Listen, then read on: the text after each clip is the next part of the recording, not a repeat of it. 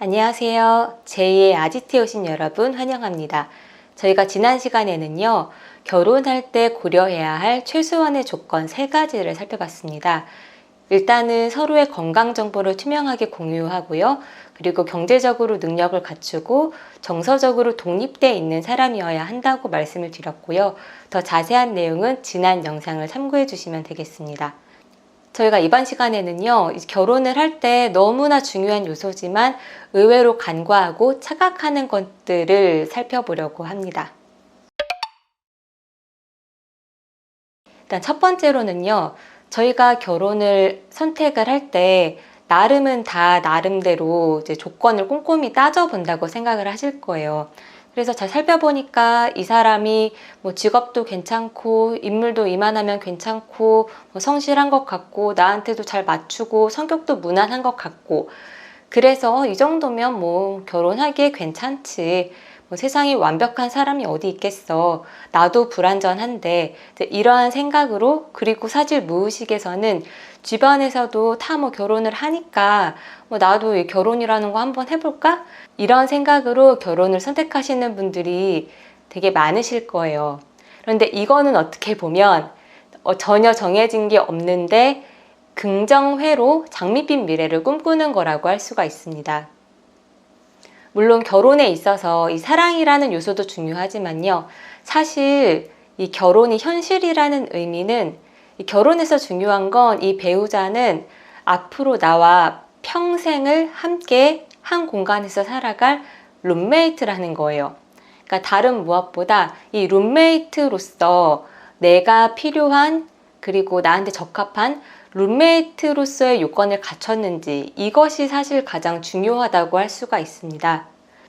그러니까 뭐 선물을 사주고 이벤트를 열어주고 달콤한 말을 하고 이런 것도 중요하지만요, 룸메이트로서 내가 요구하는 것들을 지킬 수 있는지, 그리고 나는 어떤 점들을 이제 같이 생활할 때 견딜 수가 없는지, 이런 것들을 서로 잘 알고 공유를 하는 것이 되게 중요합니다. 그러니까 결혼에서는요, 빨래가 다 말라 있어요. 그럼 이걸 자발적으로 개킬 수 있느냐 아니냐, 이게 더 중요하다는 말씀이에요. 그래서 사실 가장 좋은 건 집안일을 굳이 배분을 안 해도 알아서 자발적으로 서로 시간이 될 때 하는 게 제일 좋지만, 살다 보면 서로 일이 바쁘고 그렇기 때문에 집안일이 그냥 쌓일 수밖에 없습니다. 그래서 어느 정도는 역할 분담을 하고 거기에 충실하게, 그리고 이거를 해줘라고 말을 하지 않아도 그 전에 자발적으로 될 수 있는 거, 이게 되게 중요하다고 생각을 하거든요. 그러니까 결혼에서는 어떻게 보면 이제 사랑보다도 제때 화장실 청소하고 쓰레기 분리수거하고, 또 뭐가 있을까요? 뭐 세제나 여러 소모품들이 떨어져 있으면 그런 거 바로바로 채워 넣고, 현실적으로는 이것이 더 중요하다고 할 수가 있습니다. 그리고 또 같이 살아가려면 공동 생활비가 있어야 하기 때문에 최소한 이 공동 생활비를 부담할 수 있는 정도의 경제적 능력, 생계 능력은 갖춰야 하는 건 당연하지 않을까 싶고요. 그래서 사실은 이 결혼을 하기 전에 저는 1년 정도는 같이 생활을 실제로 해보는 게 되게 중요하다는 생각을 해요. 왜냐면 말로 아무리 공유를 한다고 해도 실제랑은 또 다를 수가 있으니까요. 그리고 우리가 요즘에는 각자 혼자 살다가 이제 결혼을 해서 같이 사는 경우들도 많은데요. 근데 혼자 살 때 집안일을 했다고 결혼했다고 또 잘 하는 건 아닐 수도 있습니다. 왜냐하면 집안일이나 그리고 모든 일이 상대적이기 때문에요. 한 사람이 더 꼼꼼하고 집안일에 재능이 있고 이렇다 보면 다른 사람은 나도 모르게 여기에 묻어가고 싶어질 수가 있어요. 그렇기 때문에 이거는 실전으로 경험을 해야지만 사실 알 수가 있는 영역이다. 하지만 너무나 중요한 영역이다 라는 말씀을 드리고 싶습니다. 그리고 두 번째로 결혼할 때 간과하기 쉬운 것은 바로 서로의 정치적 성향입니다. 이건 제가 드리는 말씀은 아니고요. 많은 심리학자들이 결혼을 유지하는데 이제 직접적으로 영향을 미치는 요소로 바로 이 정치적 성향을 꼽고 있습니다. 그러니까 우리가 결혼을 선택할 때 중요하다고 생각하는 뭐 서로의 직업, 경제적인 차이, 어떤 사회적인 차이, 뭐 국적의 차이, 이런 거는 사실 이제 결혼의 유지에 아주 직접적인 영향을 미치지는 않는다고 해요. 그러니까 이건 어떻게 보면 이런 부분들은 서로 이해하고 뭐 이야기를 하고 이러면 어떤 좁힐 수 있는, 서로 이해할 수 있는 영역이라고 할 수가 있는데요. 이 정치적 성향의 차이는 좁힐 수가 없고 말로 해서는 해결이 될 수 없는 그런 의미라고 생각할 수가 있습니다. 그리고 참고적으로 이제 이혼에 직접적으로 영향을 미치는 요소는 정치적 성향과 그리고 알코올 중독, 이 부분은 되게 큰 영향을 미치는 요소라고 그렇게 알려져 있고요. 그래서 제가 이 정치적 성향이 결혼에 있어서 왜 이렇게 중요한가 라고 생각을 해보니까요. 결국에 이 정치적 성향이라는 건 개인의 가치관과 굉장히 많이 맞닿아 있습니다. 그러니까 이 가치관이라는 건 내가 인생을 살아가면서 무엇을 중요하게 생각하는지, 어디에 우선순위를 두고 살아가는지에 대한 영역인 거잖아요. 그러니까 뭐 예를 들어서 이제 행복에 대해서 내가 어떻게 하면 행복해질 수 있느냐라는 가치를 따졌을 때 어떤 사람은 뭐 가족이나 어떤 공동체, 삶과 일의 균형, 이런 걸 중요하게 생각하는 사람이 있을 수도 있고요. 또 어떤 사람은 나는 일, 그리고 어떤 뭐 신앙생활, 아니면 어떤 사회적 지위, 명예, 이런 거를 더 가치를 둘 수 있는 사람도 있습니다. 근데 연애할 때는 이제 이런 부분이 잘 드러나지가 않지만 막상 결혼을 했더니 나는 가족을 되게 중시하는 사람인데 이 사람은 일을 되게 중시하는 사람인 거예요. 근데 결국에 향하는 방향은 같습니다. 우리 가족이 행복해지려면 이 사람은 가족과 직접적으로 일을 좀 덜하고 돈을 덜 벌더라도 같이 가족과 시간을 보내는 거, 이게 행복이라고 느끼는 사람과, 아니야, 우리 가족이 행복해지려면 물질적으로 아주 풍요로워야 해, 나는 그게 내가 생각하는 우리 가족의 행복이야, 이런 사람은 사실 양립해서 살아가기가 쉽지가 않을 거고요. 갈등이 되게 클 수밖에 없습니다. 그러니까 이러한 자기의 가치관에 대한 부분을 잘 이야기를 나눠봐야 한다라는 말씀을 드리고 싶고요. 그러니까 이런 영역은 결국에 어떤 행복관, 교육관, 뭐 여러 가지 뭐 심지어 역사관, 뭐 전통에 대한 보수성, 이런 많은 부분들에 영향을 미치는 것이기 때문에요. 이 가치관에 대해서 이야기를 잘 나눠보셔야 한다라는 말씀을 드리고 싶습니다. 그리고 세 번째로는요, 스트레스에 대한 예민성입니다. 그러니까 너무 사람이 너무 예민하고 너무 까칠하고 이제 이런 사람과는 사실 같이 살아가기가 쉽지가 않습니다.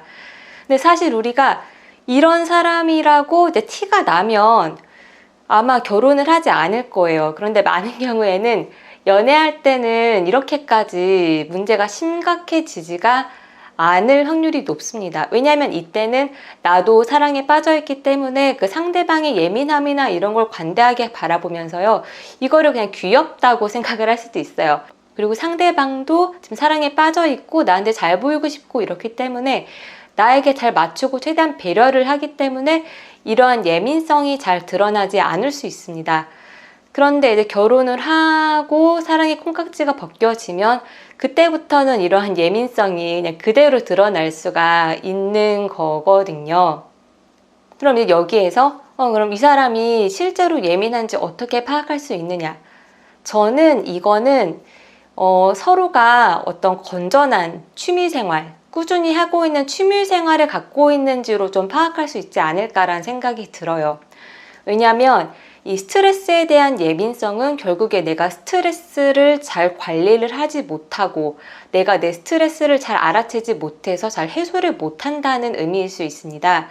그런데 이제 건전한 취미생활을 갖고 있다는 거는 내 어떤 에너지 같은 거, 스트레스 같은 거를 발산을 하고 내 삶에 좀 활기도 돋고 기분 전환도 되고 이렇다는 의미일 수가 있거든요. 여기에서 취미생활이라는 게 뭐 순간적으로 도파민이 막 분비가 되는 뭐 술을 뭐 마신다거나 넷플릭스를 본다던가 이런 유튜브를 본다던가 계속 뭐 휴대폰을 계속 한다던가 이제 이런 말씀을 드리는 건 아니고요. 내가 직접적으로 시간을 내서 이제 하는 그런 취미 생활이 있느냐의 말씀을 드리는 거예요. 왜냐면 저희가 일도 해야 되고 매우 바쁘고 되게 피곤한 하루하루를 살아가고 있습니다. 근데 내가 굳이 시간을 내서 내 에너지를 쏟아서 다른 무엇인가를 한다는 이야기는요, 내 인생에 있어서 일이나 사랑, 그러니까 인간관계 이외에도 또 중요한 무엇인가가 있다는 의미일 수 있어요. 그러니까 여기에서 나의 어떤 스트레스를 다 해소를 하고 그렇다는 의미일 수 있습니다.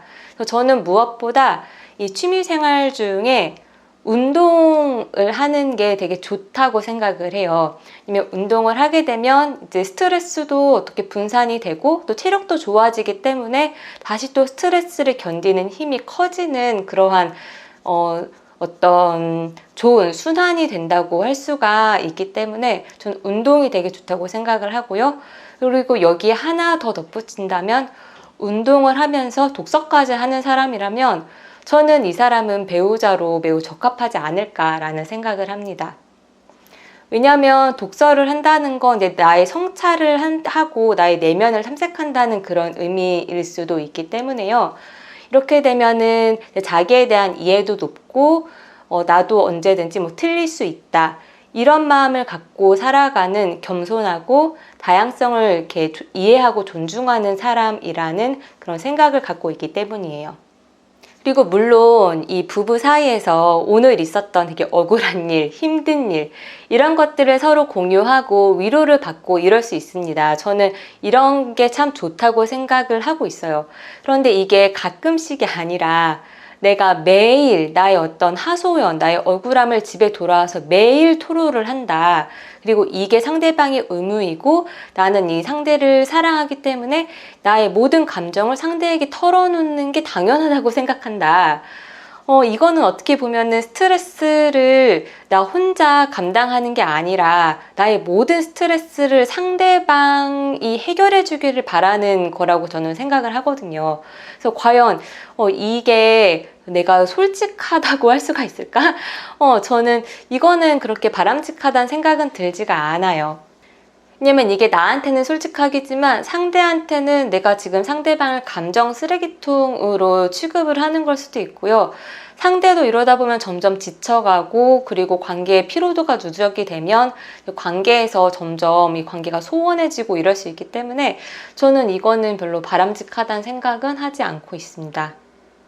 그리고 이 스트레스를 잘 해소하는 것, 건전한 취미 생활을 갖는 게 중요한 이유는 저희가 이제 결혼 생활을 할 때 되게 우려하는 여러 가지들, 뭐 이 사람이 어떤 중독이 된다거나, 뭐 알코올 중독, 도박 중독, 관계 중독, 쇼핑 중독, 뭐 갖가지 이제 중독들이 있는데요. 그런 거 아니면 이 사람이 어떤 폭력적인 성향을 나타낸다거나 아니면 뭐 외도를 한다거나 이러한 우려가 그래도 건전한 취미 생활을 갖고 있는 사람은 조금 낫지 않을까라는 생각을 하기 때문이에요. 그러니까 이 사람이 매일 날이 서 있고 스트레스를 잘 해소를 못해서요. 이러다 보면 아무래도 배우자도 되게 조심스러워질 수밖에 없고요. 이러다 보면은 관계가 좀 어색해지고 그러면 이 스트레스를 심하고 어떤 여기 예민성이 높은 사람은 내가 외롭다, 공허하다 이런 감정을 느끼다 보면 배우자에게서 어떤 심리적인 만족감을 얻지 못하고요. 회사에 갔더니 나에게 막 따뜻한 말 한마디를 해주는 이 사람에게 빠져서 그래서 자기는 이제 다시 뭐 사랑에 빠졌다라고 주장을 하는 이러한 이제 외도나 불륜으로 빠지게 되는 게 결국에는 저는 스트레스를 잘 이 관리를 못하는 데서 오지 않나라는 생각을 가지고 있어서요. 그래서 이러한 스트레스를 잘 해소를 하고 특히 저는 운동을 하고 독서를 하는 이런 것이 되게 중요하지 않나라는 생각을 가지고 있습니다. 그래서 오늘은 저희가 결혼을 할 때 의외로 간과하기 쉬운 하지만 중요한 요소들을 살펴봤는데요. 저희가 사실 이제 사랑에 빠져 있고 사랑의 콩깍지가 씌였을 때는요. 서로 행복하고 다 너무 좋아 보입니다. 그런데 중요한 건 이게 다 씻겨 나갔을 때 그때도 행복하고 좋은 사람인지 이것이 사실 되게 중요하다고 할 수가 있고요. 그래서 저는 여러분들이 혼자 있을 때도 행복하고 같이 있을 때도 행복하고 이러한 사람이 되시기를 바라고요. 오늘 영상도 모쪼록 여러분들께 도움이 되셨으면 좋겠고 여러분들의 자유로운 생각과 의견 함께 나누고 싶은 주제는 댓글로 남겨주시고요. 오늘 영상이 마음에 드셨다면 구독과 좋아요로 여러분들의 마음을 표현해 주시면 진심으로 감사드리겠습니다. 그럼 저는 더 좋은 영상으로 돌아오겠습니다. 감사합니다.